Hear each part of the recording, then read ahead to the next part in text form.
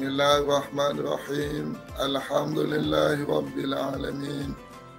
Wa bihi nasta'in ala umurid dunya waddin. Wassalatu wassalamu ala asyrafil anbiya wal mursalin.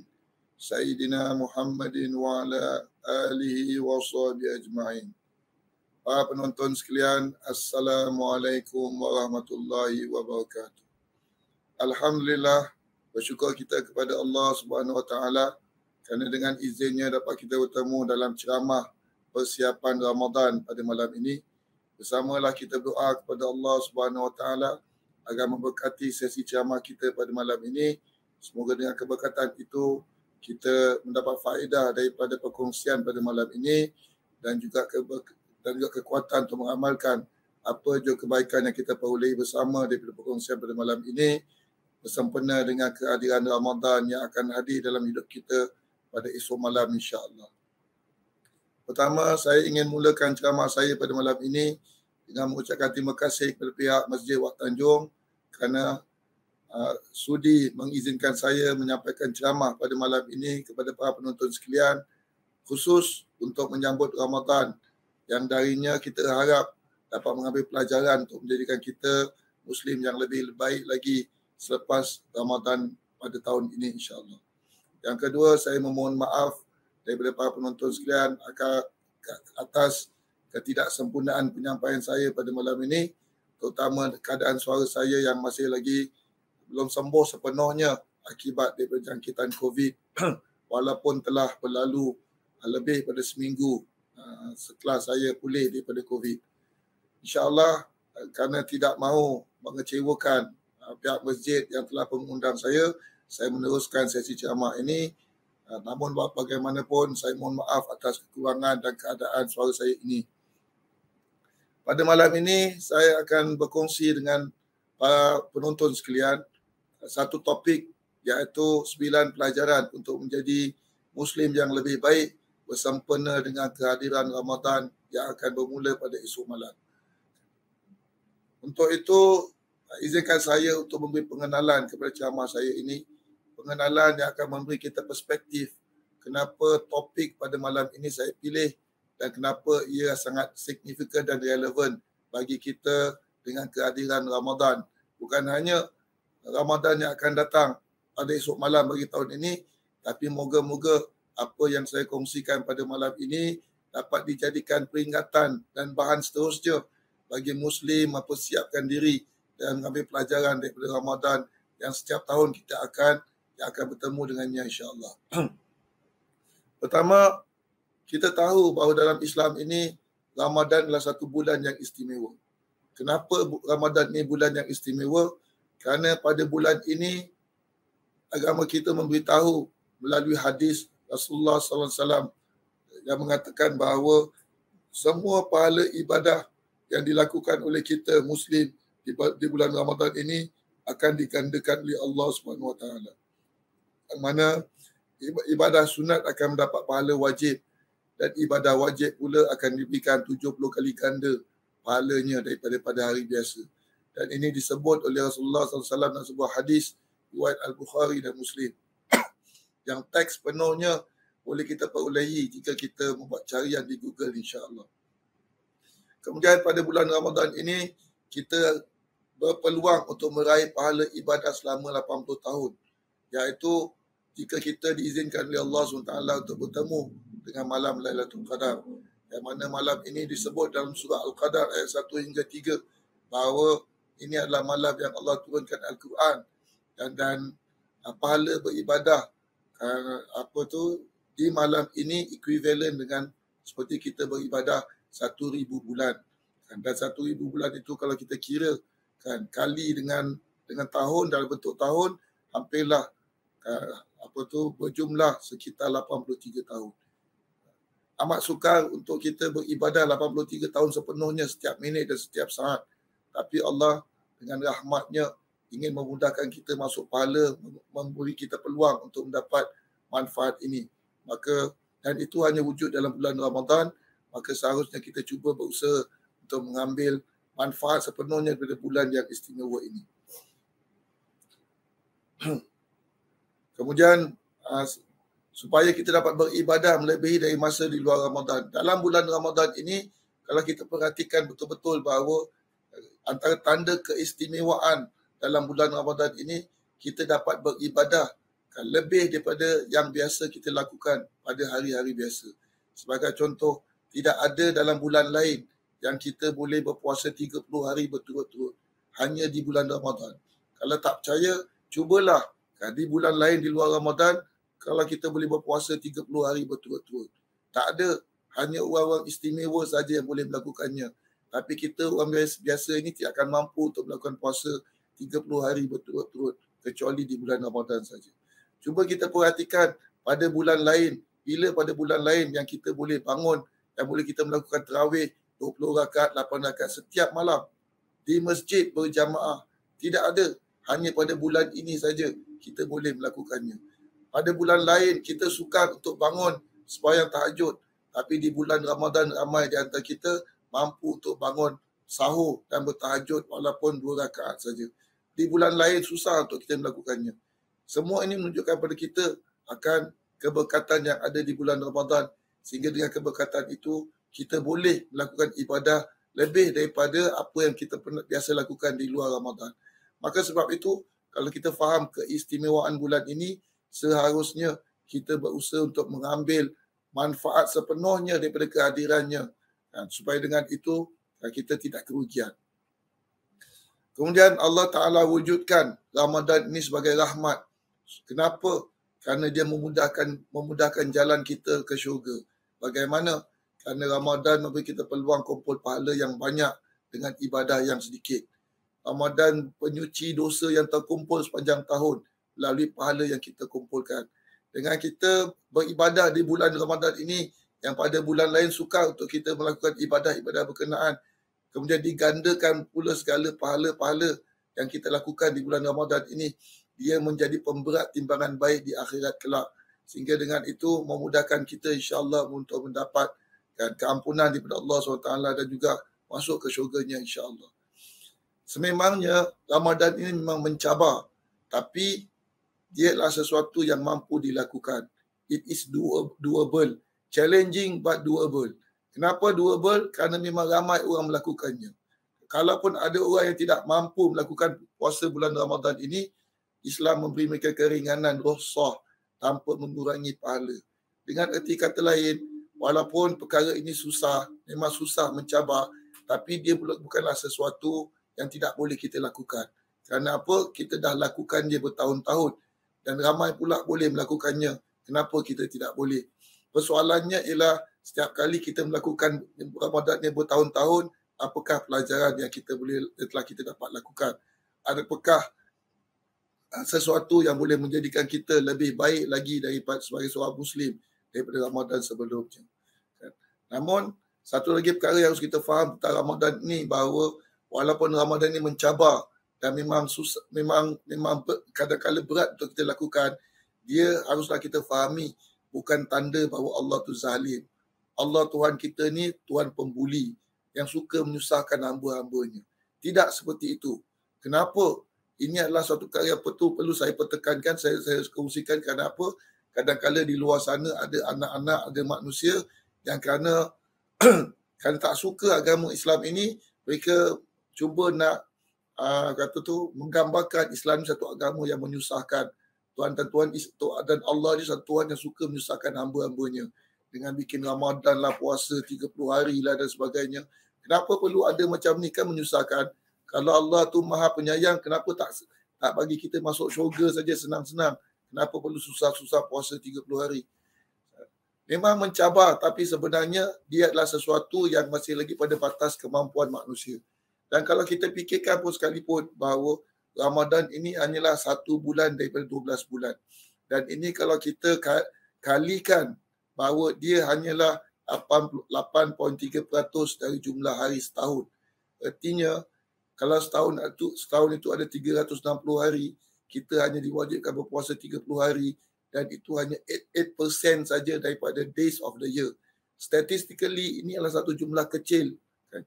Jadi bagaimana kita katakan bahawa Tuhan itu Maha Zalim lah, Maha Pembuli lah, kalau dia hanya mewajibkan kita berpuasa hanya pada kadar 8% saja daripada kehidupan kita setahun. Kan? Tambahan pula, manfaat puasa dan puasa sebulan Ramadan ini telah diakui oleh sains. Artinya, dia adalah satu syariat yang Allah wajibkan ke atas kita adalah untuk benefit kita, untuk kebaikan manusia. Bukan kerana untuk membuli kita, tapi adalah kerana terkandung padanya itu sendiri ada kebaikan bagi kesihatan manusia. Apakah kebaikan itu? Untuk membicarakan kebaikan Ramadan ini dari sudut kesihatan memerlukan topik yang lain. Ya, cuma saya boleh anjurkan kepada para penonton sekalian, Muslim sekalian, agar membanyakkan bahan bacaan yang boleh dicari dan dirujuk tentang kebaikan dan manfaat puasa dari segi kesihatan dan sains. Kepentingan Ramadan pula, kan, kenapa kita perlu mengambil manfaat daripada Ramadan ini? Kerana Ramadan inilah satu ibadah yang sangat penting di sisi agama kita. Kan? Apa tanda kepentingan Ramadan? Dia adalah salah satu rukun iman. Dan dia adalah satu kewajipan yang Allah wajibkan berulang-ulang setiap tahun. Dan itu menjadi petanda tentang kepentingan Ramadan ini. Sehingga dia perlu diulang-ulang. Dan ini menjadikan Ramadan ini lebih istimewa daripada haji. Orang kita amat suka dengan ibadah haji. Bersungguh-sungguh untuk pergi haji. Sedangkan Ramadan ini sebenarnya kalau kita fikir, dia tu lebih penting dari segi ibadah berbandingkan haji. Kenapa? Kerana haji ini hanya wajib bila kita mampu. Mampu bukan hanya dari segi tenaga, tapi dari segi wang dan keselamatan perjalanan. Kemudian haji memadai kalau kita lakukan seumur hidup. Tak perlu nak diulang-ulang setiap tahun. Tak perlu nak dibuat 2-3 kali sepanjang hidup kita. Satu kali saja sudah memadai. Tapi Ramadan tidak seperti itu. Dia perlu dilakukan setiap tahun selama mana kita hidup, berjumpa Ramadan kita perlu lakukannya. Tak boleh kita katakan bahawa aku dah puasa tahun lepas, 2-3 tahun lepas dah puasa, tahun ni tak payah puasa. Tidak seperti itu. Dan itu menjadikan Ramadan ni lebih istimewa daripada haji. Kemudian kalau kita baca ayat Al-Quran tentang kenapa Allah mensyariatkan Ramadan dari sudut agamanya, kita dapati bahawa pertama, Allah mensyariatkan Ramadan itu kerana apa? La'allakum tattaqun, supaya kita menjadi orang yang bertakwa. Kemudian la'allakum tashkurun, supaya kita menjadi manusia yang bersyukur. Kemudian la'allahum yarshudun, supaya kita selalu berada dalam kebenaran. Yang mana takwa, bersyukur dan sentiasa berada dalam kebenaran ini, dia adalah ciri-ciri insan Rabbani, insan yang dikasihi oleh Allah SWT, insan-insan yang layak untuk masuk syurga Allah SWT. Ceramah saya pada hari ini akan mengambil pendekatan realistik dan praktikal. Saya akan berkongsi 9 perkara bagi membantu Muslim manfaatkan Ramadan supaya dengan itu dapat mencetus perubahan dalam diri. Jadi Muslim lebih baik lepas Ramadan ini dan jadikan Ramadan pada tahun ini lebih bermakna daripada pada tahun-tahun yang lalu. Maka pelajaran pertama yang boleh saya kongsikan apabila datang Ramadan nanti bagi seorang Muslim, iaitu mengenali diri kita. Ramadan datang, haruslah kita ambil pelajaran sebagai suatu wadah untuk kita mengenali diri kita. Kenapa kita perlu mengenali diri kita bersempena dengan Ramadan ini? Kerana Islam menganjurkan Muslim ini untuk sentiasa melakukan perubahan berterusan kepada dirinya. Continuous improvement bagi seorang Muslim adalah sesuatu anjuran agama. Slogannya ialah seorang Muslim ini hari ini lebih baik dari semalam dan esok lebih baik dari hari ini. Maka dengan itu seorang Muslim ini harus mempunyai cita-cita, aspirasi untuk menjadikan hidup lepas Ramadan lebih baik dari hidup sebelumnya. Dan Ramadan yang akan datang lebih baik daripada Ramadan tahun ini dan tahun sebelumnya. Maka untuk mencapai benda ini, kita perlu kenal diri. Kerana kita tidak akan boleh improve diri kita without knowing tentang diri kita dan kekuatan dan kelemahan. Persoalannya ialah kenapa di bulan Ramadan ini kita perlu mengenali dirinya. Ataupun kenapa Ramadan ini boleh mengajar kita untuk kenal diri. Kerana apa? Kerana Ramadan buka peluang untuk kita kenal diri kita. Sejauh mana kita sabar, ikhlas, bersyukur. Kenapa? Kerana kebiasaannya kita lebih peka terhadap persoalan-persoalan ini. Kerana apa? Kerana ingin jaga puasa kita. Kita tahu puasa ini bukan hanya setakat tahan lapar dan dahaga, tapi juga tahan segala-gala tingkah laku kita, hati kita dan sebagainya. Maka kita tidak mahu kalau puasa lapar kita, susah payah kita ini beribadah menjadi sia-sia. Kerana apa? Kerana mungkin kita tidak jaga tingkah laku kita, tidak jaga kesabaran kita, tidak jaga keikhlasan kita, tidak jaga kata orang tu jari-jari kita pada ketika kita post perkara-perkara di social media. Maka dengan itu mengurangkan pahala kita. Jadi biasanya pada bulan Ramadan ini manusia akan sentiasa lebih conscious tentang tingkah laku dia kerana untuk menjaga Ramadan, menjaga puasanya dan ibadahnya. Maka dengan itu kan, sebab itu saya katakan bahawa kehadiran Ramadan ini ada peluang untuk kita kenal diri. Sejauh mana kita sabar, ikhlas dan bersyukur. Jadi manfaatkanlah kehadiran Ramadan untuk kenal diri kita. Persoalannya ialah bagaimana. Maka menjawab bagaimana ini ialah dengan mewujudkan masa untuk kita hisap diri. Gunakan pelbagai sistem penilaian yang ada untuk lebih kenali diri kita.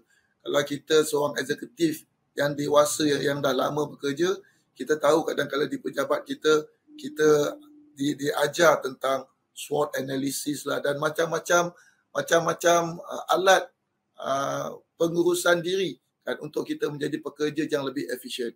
Semua ini boleh kita gunakan untuk kita membangunkan diri kita sebagai seorang Muslim yang baik, untuk kita mempertingkatkan ibadah kita sempena dengan Ramadan ini.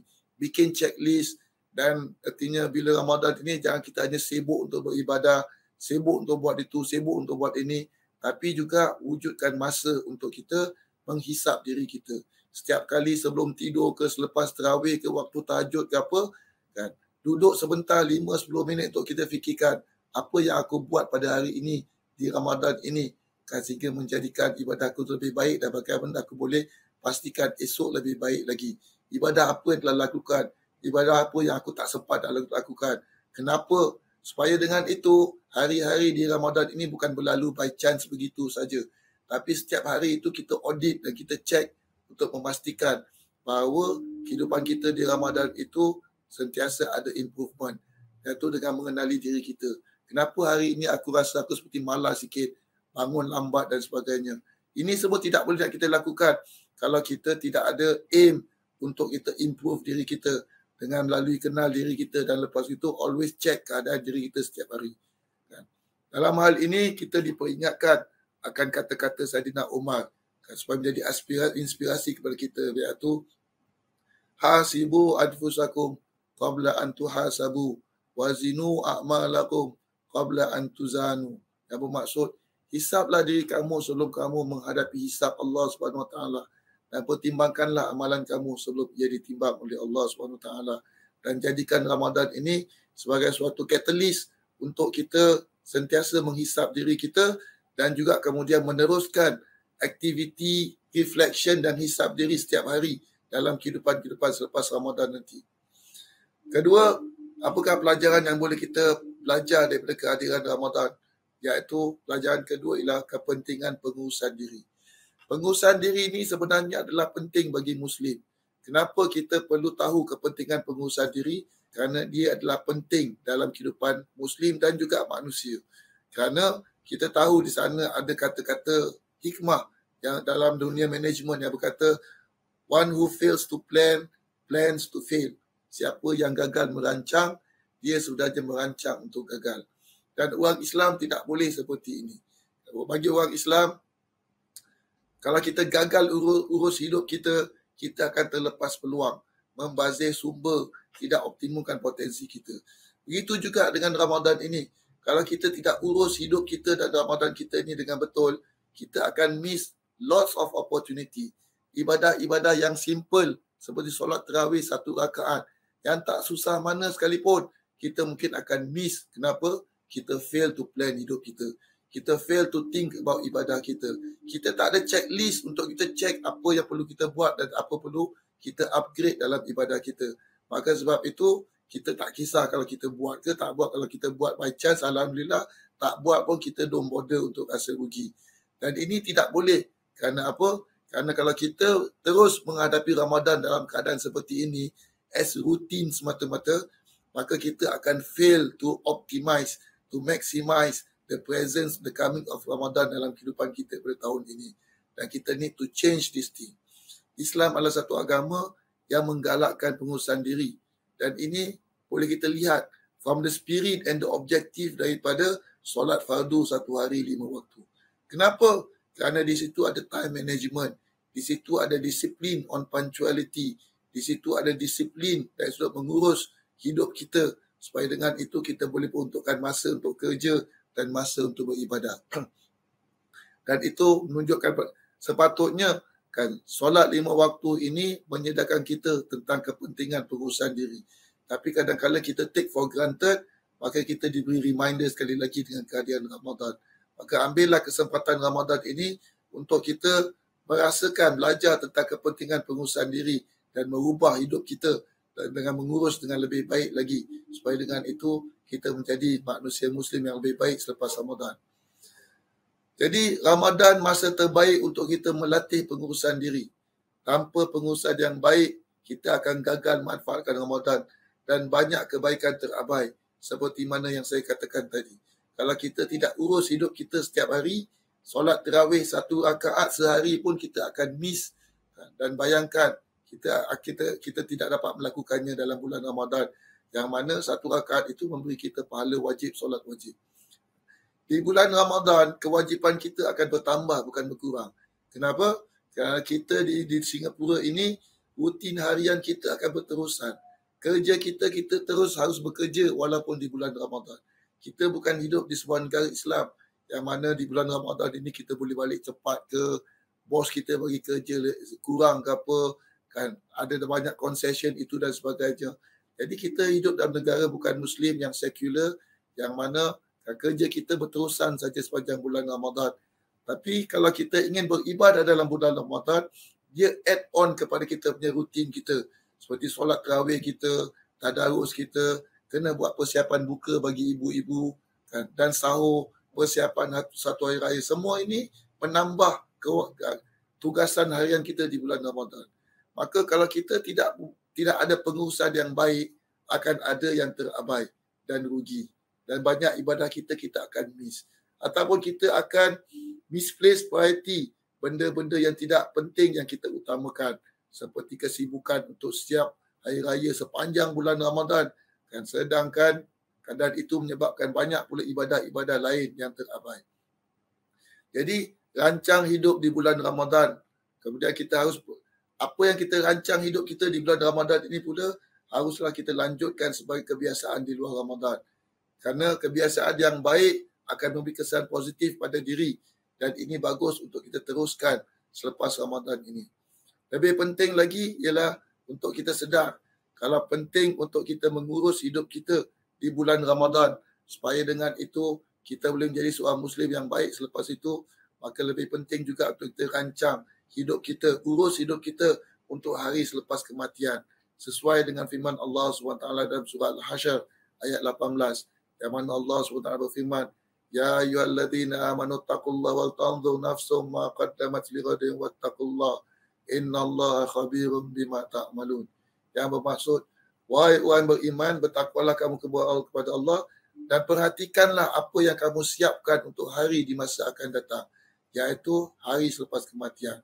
Kerana Allah tu maha memberitahu, maha mengetahui apa yang kita lakukan. Pelajaran ketiga, Ramadan seharusnya mengajar kita kepentingan mengawal diri. Kenapa penting mengawal diri? Kerana hidup ini penuh dengan tarikan dan keinginan.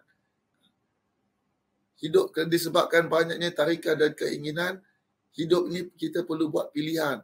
Dan pilihan bagi seorang Muslim haruslah memilih sesuatu perkara yang terbaik di sisi agama. Namun ini tidak akan dapat kita lakukan kalau kita tidak ada kawal diri. Kalau kita tak mampu nak mengawal diri, kita mungkin tidak akan memilih sesuatu, buat pilihan yang terbaik di sisi agama, tapi pilihan-pilihan yang bersifat duniawi, yang lebih cenderung kepada nafsu, keinginan diri kita. Kita akan belanja kerana keinginan bukan kerana keperluan di bulan Ramadan ini. Dan kadang-kadang kita akan mengutamakan spend masa untuk benda-benda yang bukan bermanfaat bagi spiritual kita. Sedangkan itulah sepatutnya fokus keutamaan kita di bulan Ramadan ini. Benda-benda dunia ini kita boleh uruskan pada 11 bulan yang lain dalam setahun hidup kita. Tapi kadang-kala yang dunia itu jugalah yang nak kita buat pada bulan Ramadan. Sehingga benda-benda spiritual ini terabai. Dan ini kenapa? Kerana rata-rata kita tak boleh nak kawal diri kita. Maka sebab itu, kehadiran Ramadan mengajar kita tentang pentingnya kawal diri. Tanpa kawal diri, kita tidak akan boleh nak berubah lebih baik. Sukar untuk tercapai perubahan yang lebih baik. Kerana apa? Kita akan digoda dengan pelbagai keinginan-keinginan. Kita mudah jatuh dalam nafsu, buat perkara sia-sia, lakukan yang haram sehingga menyebabkan hilang maruah walaupun di bulan Ramadan sekalipun.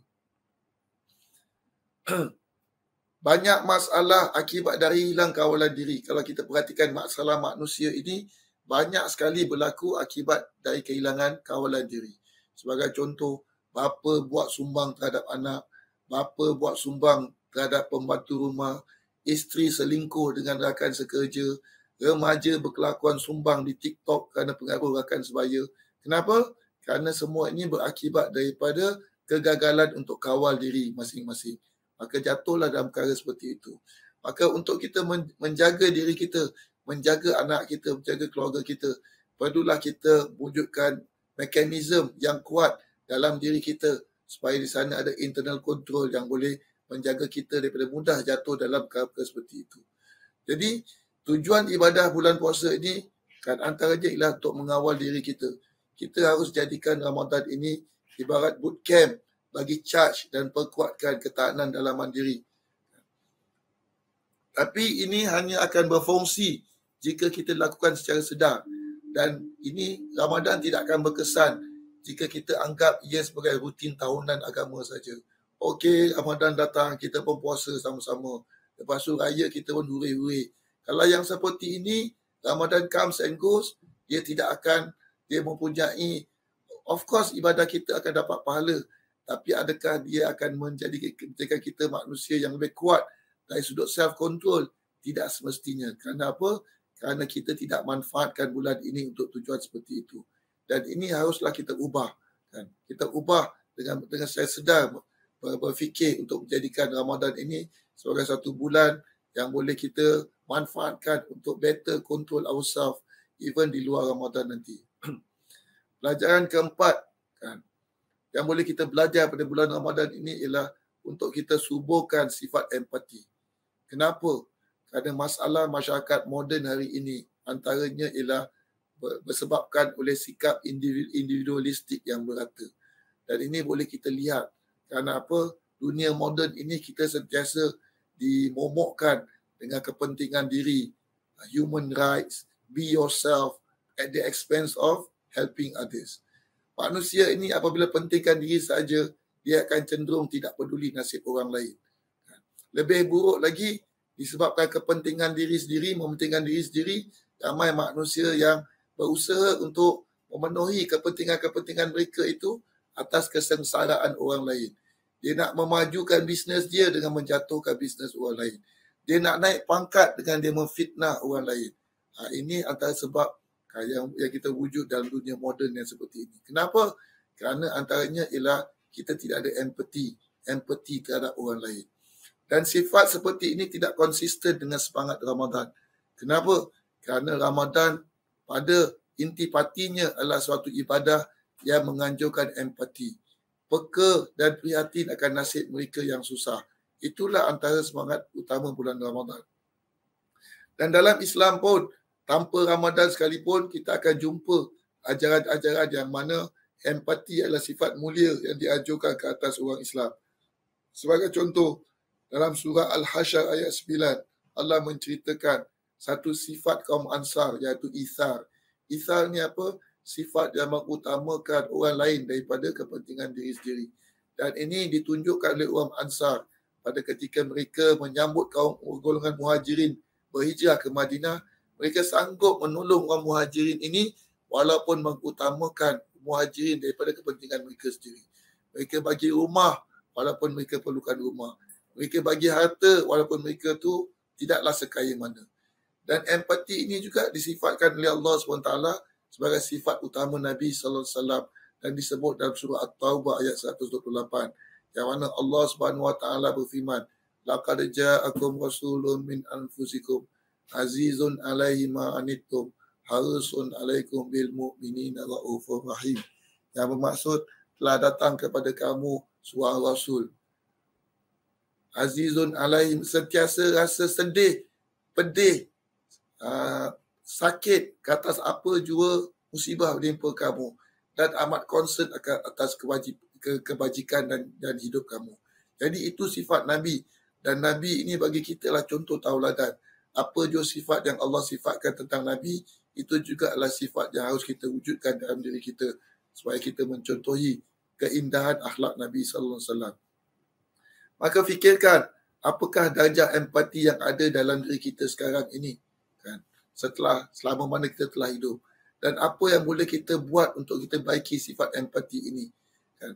Lalu mulakanlah tindakan di bulan Ramadan untuk kita lanjutkan selepas Ramadan nanti. Berapa banyak selama ini kita telah melazimi bersedekah sebagai tunjuk empati kita kepada mereka yang susah, atau selama ini kita hanya memberi zakat yang wajib saja, sedangkan apa yang ekstra itu kita belanja untuk diri kita semata-mata. Kalau yang seperti itu gaya hidup kita, walaupun itu telah memenuhi kewajipan kita kepada Allah SWT, tapi dia tidak menggambarkan empati yang baik. Kenapa? Kerana kita hanya berpada membantu orang lain dengan kewajipan zakat saja, tapi tidak mencari peluang ataupun menyuburkan sifat empati itu dengan bersedekah-sedekah yang sunat yang lain. Pelajaran kelima yang boleh kita belajar pada Ramadan ini ialah pelajaran bahawa kita orang Islam ini haruslah berusaha untuk hidup berkhidmat orang lain. Kenapa? Kerana Muslim yang baik bukan hanya soleh, tapi juga muslih. Muslih maksudnya apa? Berkhidmat untuk menjadikan orang lain juga soleh. Dan ini sesuai dengan apa yang Rasulullah SAW sabdakan dalam hadisnya. Yang terbaik dari kalangan Muslim ialah yang paling bermanfaat. Riwayat At-Tabrani. Paling bermanfaat maksudnya apa? Banyak sumbangan kepada orang lain. Banyak berkhidmat untuk orang lain. Ada peruntukan masa dalam hidup kita ini untuk kita buat kerja-kerja kemasyarakatan. Di bulan Ramadan ini, kita diwajib keluarkan zakat fitrah. Tak banyak. Satu kepala hanyalah sekitar dalam $7 saja. $7 ni kadang-kadang bila nak keluarkan zakat fitrah, kita rasa macam banyaknya $7. Tapi sebenarnya $7 ini hanyalah nilai McDonald meal saja. Kita belanja setiap hari McDonald meal saja, breakfast ke lunch time, dah $7. Tapi bila kita nak keluarkan zakat fitrah, kita terfikir banyak. Kali dengan anak kita, kali dengan bini kita dan sebagainya, macam banyak. Tapi sebenarnya tak banyak. Tapi yang lebih penting sekali ialah bukanlah jumlah itu sendiri, tapi kenapa Allah wajibkan keluar zakat fitrah. Kerana apa? Kerana nak menjadi simbol empati. Simbol supaya kita sedar bahawa that small money itu yang lebih penting lagi ialah mengajarkan kita, kan, the notion, kepentingan untuk kita sebagai seorang Islam ini ada sifat untuk sentiasa berkhidmat kepada orang lain, kan, dengan memberi sumbangan kewangan, ataupun kalau tak ada kewangan mungkin harta, tak ada harta mungkin masa, tenaga dan juga idea. Jadi sebagai seorang Islam ini mengambil pelajaran daripada bulan Ramadan yang mengajukan kita untuk berkhidmat kepada orang lain, haruslah kita peruntukkan masa dan sumber-sumber lain untuk bagaimana kita sumbang kepada orang lain, seperti buat kerja-kerja kemasyarakatan. Kalau sebelum ini kita tidak ada masa dalam seminggu untuk kita peruntukkan buat kerja volunteer di masjid ke atau di mana-mana, mungkin pada kedatangan bulan Ramadan ini kita boleh memulakannya. Mulakan dengan volunteer, tolong masjid, susun itu, susun ini ke sebagainya, dan selepas itu bila kita dah selesa, boleh kita tawarkan pada masjid untuk jadi volunteer itu, volunteer ini, atau bantu buat kerja itu, bantu buat kerja ini, sesuai dengan semangat Ramadan. Dalam Islam ini ada konsep ubah diri sendiri melalui bantuan kepada orang lain. In ahsantum li anfusikum, dalam surah Al-Isra ayat 7, yang bermaksud kalau kita buat baik pada orang lain, kita sebenarnya buat baik kepada diri kita sendiri. Maka dengan membantu orang lain, Allah bantu Muslim yang bantu kesusahan orang lain. Dan ini pun disebut dalam hadis riwayat Bukhari dan Muslim. Selain itu, kenapa kita harus ada kata orang tu peruntukan masa untuk kita khidmat pada orang lain. Kerana malaikat mendoakan Muslim doa yang sama yang dibuat untuk orang lain. Antara minimum yang boleh kita lakukan untuk berkhidmat pada orang lain ialah untuk kita secara sedar setiap kali bila kita berdoa, kita peruntukkan masa untuk kita berdoa khusus untuk orang lain, untuk sahabat kita, untuk klik kita, untuk adik-beradik kita, untuk sesiapa sahaja yang kita tahu dalam kesusahan. Kenapa? That basically to symbolize keinginan kita untuk berkhidmat kepada orang lain, tak mampu dengan lain, paling kurang dengan berdoa. Dan doa ni pun semua pun dikatakan oleh Rasulullah sebagai manfaat bagi diri kita juga. Kerana apa? Setiap apa yang kita doakan kepada orang lain itu, malaikat akan mendoakan benda yang sama kepada kita. Kemudian dalam sebuah hadis, Rasulullah SAW mengatakan bahawa rahmati orang lain, Allah akan balas dengan rahmatnya darinya. Jadi dengan membanyakkan khidmat pada orang lain, dengan sendirinya Allah mungkin akan beri petunjuk kepada orang lain akan berkhidmat pada kita apabila kita memerlukannya. Ini adalah janji Allah SWT yang harus kita yakin beriman kepadanya. Walaupun mungkin kita belum mengalaminya. Kita tidak tahu bila kita akan susah dan kita tidak tahu bila kita akan memerlukan bantuan orang lain. Maka sebab itu hari ini kita invest. Pada waktu kita senang, kita bantu orang lain sesuai dengan pelajaran daripada Ramadan. Supaya dengan itu pada ketika kita susah, Allah akan bagi petunjuk pada orang lain untuk berbondong-bondong membantu kesusahan kita. Sehingga dengan itu kita boleh menghadapi ujian daripada Allah SWT itu dengan baik lagi. Kemudian kita harus meyakini sebagai seorang Islam ini kan, keberkatan hidup ini, kejayaan ini bukan hanya dengan membantu diri kita sendiri, tapi juga dengan membantu orang lain. Kerana dengan membantu orang lain, dia membawa keberkatan pada usaha hidup kita. Kan, bahagia bukan hanya pada benda dan usaha sendiri, tapi dalam Islam bahagia juga datang dari keberkatan dari Tuhan. Dan keberkatan datang dari Tuhan itu kan Allah kurniakan lebih lagi jika kita peruntukkan masa dalam hidup kita ini bukan hanya untuk membantu diri kita, tapi juga membantu orang lain sesuai dengan semangat dalam bulan Ramadan. Daripada Ramadan yang datang ini, yang boleh kita ambil ialah membiasakan kebiasaan yang baik. Kenapa? Kerana sebagai seorang Islam, kita haruslah sentiasa melakukan peningkatan berterusan. Continuous improvement. Peningkatan baik, peningkatan pada kebiasaan yang baik, baik dari segi quality ataupun quantity. Kalau kita pertama, kita boleh meningkatkan ibadah kita dari segi quality, lebih khusyuk, lebih bagus, lebih tenang, ataupun dari segi quantity, lebih banyak. Kalau dulu kita buat ibadah sunat sedikit, kita boleh upgrade dengan menambah ibadah kita. Kalau dulu mungkin kita sedekah setahun pada kadar tertentu, kita boleh fikir untuk menambah lagi kata tu nilai sedekah kita sepanjang tahun. Jadi dua-dua aspek peningkatan ini harus kita perhatikan. Dan Ramadan dia diwujudkan oleh Allah SWT untuk membiasakan kebiasaan-kebiasaan yang baik yang sepatutnya kita teruskan selepas bulan Ramadan. Lumrah hidup ini, hidup tanpa kebiasaan baik akan terisi oleh kebiasaan buruk. Kenapa kita perlu membiasakan kebiasaan baik? Kerana lumrah hidup kita, kalau kita tidak ada good habits, kan hidup kita akan terisi dengan bad habits. Kan? Itu adalah lumrah hidup kita ini. Dan itu tidak sesuai bagi orang Islam. Maka bagi orang Islam, dia haruslah sentiasa berusaha to ensure bahawa hidup dia itu sentiasa diisi dengan good habits. Otherwise, kan hidup itu akan sama ada idle ataupun terisi oleh bad habits. Dan selain daripada itu, kan these good habits haruslah continuously be improved sepanjang tahun. Maka Ramadan ini, kita akan dapati dalam Ramadan ini peluang untuk kita pertingkat dan kukuh kebiasaan baik. Sebagai contoh, Ramadan mengajar kita kebiasaan untuk menjaga pemakanan. Amalkan diet yang baik. Ini satu benda yang kita tahu sebenarnya.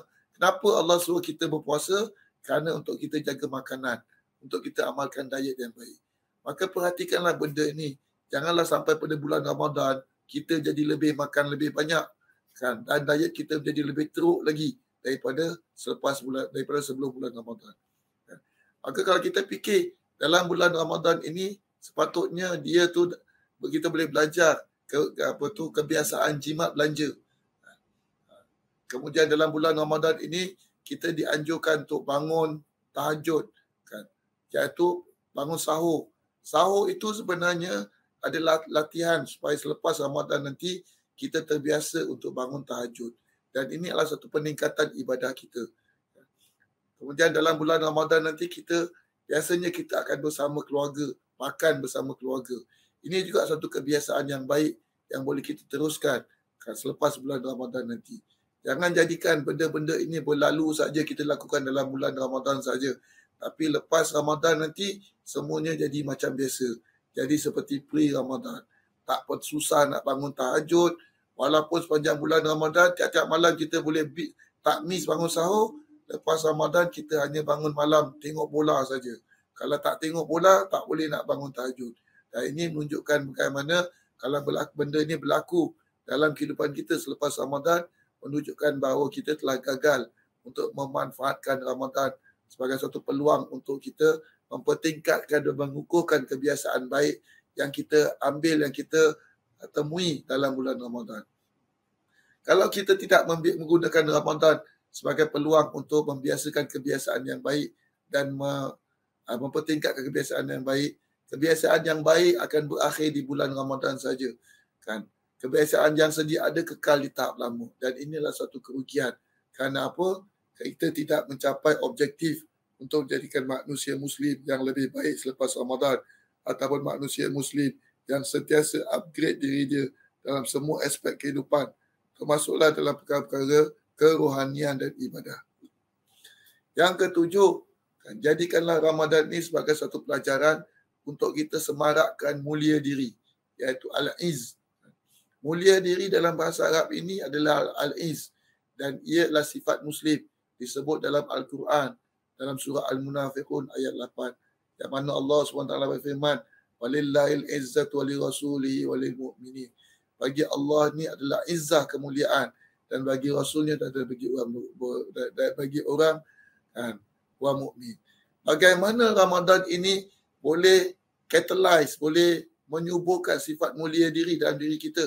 Kerana apa? Kerana Ramadan ini adalah bulan perjuangan. Jika kita berjaya tunaikan dengan baik, mengatasi ujian-ujian yang ada, seperti mana yang saya katakan sebelum ini, di bulan Ramadan ini, kan, rutin harian kita, kewajipan kita tidak berkurangan tapi bertambah. Kerana apa? Rutin harian kita harus teruskan di tempat kerja. Pada waktu yang sama kita harus tambah dengan ibadat-ibadat tarawih dan sebagainya. Tapi dengan segala susah payah ini, kita dapat tunaikan dengan baik. Kita dapat go through dengan improvement. Ini akan bina rasa kemuliaan dan keyakinan diri, iaitu kita adalah yakin boleh. Kita boleh, kan. Sebagai contoh, kan, ibarat bulan Ramadan ini, kalau kita pilih dalam hidup kita untuk pergi holiday, tapi holiday yang adventurous, seperti pergi holiday tapi holiday pergi panjat gunung, seperti di Himalaya dan sebagainya. Susah tak? Memang susah. Siapa kata panjat Himalaya itu susah? Tapi holiday yang menyusahkan, but yet fun, dan kita suka. Dan bila kita berjaya walaupun susah sekalipun, namanya holiday tapi susah, kan? Tapi bila kita berjaya lakukannya, kita jadi confident, lebih confident. Aku dah pernah panjat Himalaya. Maka kalau aku boleh buat macam ni, banyak benda-benda susah lain aku boleh buat. Begitulah juga dengan Ramadan, kan. Ramadan ini Allah wujudkan sedikit kesusahan, bukan kerana untuk punish kita, bukan kerana untuk menyusahkan kita, tapi nak ajar kita, kan, bahawa kesusahan ini boleh membina benda yang positif dalam diri kita, iaitu keyakinan bahawa kita boleh menghadapi apa jua cabaran hidup, sebagaimana kita boleh bersusah payah menghadapi Ramadan, struggle menghadapi Ramadan. Jadi kalau kita dapat lakukan kerja pejabat sama seperti hari biasa, atau sama seperti rakan-rakan bukan Muslim dalam keadaan kita berpuasa, pastinya ini satu pencapaian dan dia dedah keupayaan kita. Kadang-kadang kita tidak sedar bahawa kita ni kuat, tapi bila kita fikir di bulan Ramadan, sebenarnya aku boleh sebenarnya bangun tiap malam, kan, sahur. Jadi siapa kata susah, kan? Yang susah tu adalah kerana aku tak fikir ataupun aku tidak berancang. Sebenarnya aku boleh. Jadi kita menjadi keyakinan. Bagi manusia ini penting untuk semangat yakin boleh. penting ada rasa mulia diri. Kerana apa? Kalau manusia ni tidak ada yakin boleh, tak ada dare do, just do it attitude, kan, potensi dirinya biasanya akan terabai. Itulah juga dengan Muslim.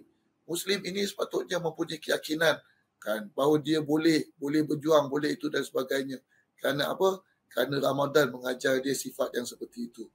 Jadi rasa mulia diri tidak akan bersemarak pada sesiapa yang Ramadannya ala kadar saja. Ramadan tidak akan menjadikan kita yakin boleh, manusia yakin boleh. Kalau apa? Kalau kita just go to Ramadan ini by chance, lalu sebagai rutin saja. Kerana dengan itu, dia tidak akan memberi kita that semangat yakin boleh.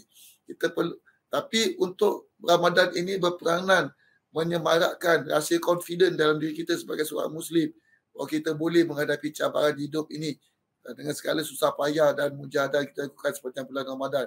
Kita perlu urus, rancang dan kawal diri. Ini seperti mana yang telah saya katakan dalam poin-poin sebelum ini. Yang ke-8, pelajaran yang ke-8 yang boleh kita belajar daripada Ramadan ialah untuk menjadi contoh yang baik. Mengapakah Ramadan dipenuhi dengan pelbagai hikmah bagi membina nilai-nilai positif dalam hidup Muslim? Kenapa? Kerana Muslim perlu jadi contoh yang baik bagi yang lain. Supaya dengan itu, Muslim menjadi bukti hidup keindahan ajaran Islam. Sama seperti mana Rasulullah SAW, Allah wajibkan Nabi sebagai role model, example kepada semua manusia. Dan supaya dengan itu, orang boleh melihat keindahan agama Allah ni dengan hanya melihat pada tingkah laku Nabi.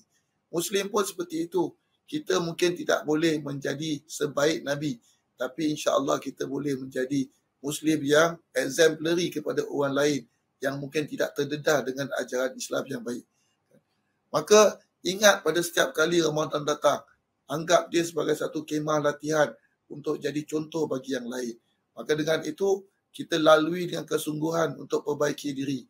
Lalu kita terjemahkan kebaikan yang kita upgrade dalam hidup selepas Ramadan ini dalam kehidupan selepas Ramadan. Supaya dengan itu orang lihat. Artinya orang dapat lihat, kan, bos kita dapat lihat bahawa kita selepas Ramadan ini lebih bagus, lebih semangat, kan, sebagaimana sepanjang bulan Ramadan orang tidak lihat bahawa kita ni pemalas disebabkan oleh berpuasa. Maka fikirkan, kan, bila kedatangan Ramadan nanti, fikirkan apakah upgraded kebaikan yang dapat dibuat selepas Ramadan nanti, dan apakah contoh baik baru selepas Ramadan tahun ini untuk kita tunjukkan kepada mereka di sekeliling kita, baik pada ahli keluarga kita yang terdekat seperti isteri, suami, anak-anak, atau kepada rakan-rakan sepejabat, atau kepada teman-teman di badan-badan Islam di tempat di mana kita menyumbangkan khidmat masyarakat kita. Akhir sekali, pelajaran ke-9 ialah Ramadan mengajar kita untuk menjadi Muslim yang baik, kita perlukan persekitaran yang baik. Jadi, Ramadan ajar kepentingan persekitaran yang baik untuk baiki diri. Kenapa? Kerana dalam bulan Ramadan, Allah Ta'ala gari syaitan. Supaya apa? Supaya bantu wujudkan persekitaran yang sesuai untuk beribadah. Berbanding dengan di luar Ramadan. Dan ini dapat kita lihat sendiri bagaimana dalam Ramadan ini banyak ibadah yang kita tidak boleh nak buat di luar Ramadan. Sebagai contoh, tarawih 20 rakaat berjamaah di masjid setiap malam. Boleh kita buat, kan, di luar Ramadan setiap malam. Tak usah 20 rakaat, 8 rakaat saja kita sembahyang sunat selepas Isyak. Tak ada, kan. Kalau mungkin kita buat pun mungkin 1 hari, 2 hari, sampai 30 hari, tidak ada. Hanya di Ramadan saja kita boleh buat ibadah sunat 20 rakaat di masjid berjamaah setiap malam. Kemudian setiap masjid setiap malam berjamaah boleh kita buat. Ramai yang mungkin boleh buat, tapi ramai juga yang tak mampu pun pergi masjid, kan, di luar Ramadan. Bangun sahur waktu tahajud setiap malam susah, tapi di bulan Ramadan kita boleh melakukannya. Puasa 30 hari berturut-turut, kan, tak boleh kita buat di luar Ramadan, hanya di Ramadan saja. Semua ini menunjukkan pada kita kenapa? Kerana dalam bulan Ramadan ini ada persekitaran yang baik yang membantu kita untuk dapat melakukan ibadah-ibadah yang tak boleh nak kita lakukan, kan, di luar Ramadan. Keberkatan, kerana Ramadan ini berkat, kan. Kerana Ramadan ini kita beribadah secara berjamaah, jadi kita lebih kuat. Jadi untuk terus jadi baik di luar Ramadan, kita perlu wujudkan persekitaran yang baik, persekitaran yang soleh dan positif. Baik di rumah, di tempat kerja dan di jaringan sosial kita. Maka kalau kita nak menjadikan anak kita anak yang baik, seorang Muslim yang soleh, bukan hanya kita mengajar dia, bukan hanya kita beletir dia, suruh dia buat itu, ini, bagi tahu dia halal, haram dan sebagainya. Tapi yang sama penting juga ialah untuk kita bantu dia mewujudkan persekitaran yang baik. Supaya dengan itu dia mudah untuk menjadi orang baik. Sebagaimana mudah untuk kita beribadah di dalam Ramadan. Kerana apa? Kerana Ramadan mewujudkan persekitaran yang baik untuk kita beribadah. Kemudian kita boleh belajar dekat sini bahawa Islam adalah satu agama dakwah. Dan misi dakwah Islam ialah untuk ubah manusia menjadi baik. Bukan hanya perlu sampaikan ilmu. Jadi dakwah ini, usaha dakwah kita ni bukan hanya dengan menyampaikan ilmu itu, ini, halal, haram, ceramah dan sebagainya. Tapi yang sama penting dalam kerja dakwah ini ialah untuk kita wujudkan persekitaran yang baik supaya orang mudah untuk menjadi baik. Kerana kalau kita ajar orang banyak tentang agama sekalipun, tapi environment tidak kondusif untuk mengamalkan agama, sukar untuk mereka mengamalkannya. Maka sebab itu dakwah perlu juga berusaha untuk wujudkan pelbagai alternatif seperti institusi, media, jaringan sosial yang mana semua ini akan contribute, menyumbang kepada persekitaran yang baik supaya dengan itu dia boleh reinforce, membantu kan apa yang kita ajarkan kan, daripada ajaran-ajaran yang baik dalam Islam. Akhir sekali sebagai penutup kan, pertama saya ingin menutup ceramah saya ini dengan berkongsi bahawa Ramadan mengandungi ramuan bagi menjadi Muslim yang lebih baik selepasnya. Kerana apa? Terkandung dalam Ramadan ini pelajaran, peluang untuk kita mengenal diri kita. Pelajaran dan peluang untuk kita mengurus kehidupan kita. Dia wujudkan persekitaran yang baik untuk kita menjadi lebih baik lagi. Dan di dalamnya terdapat nilai-nilai penting.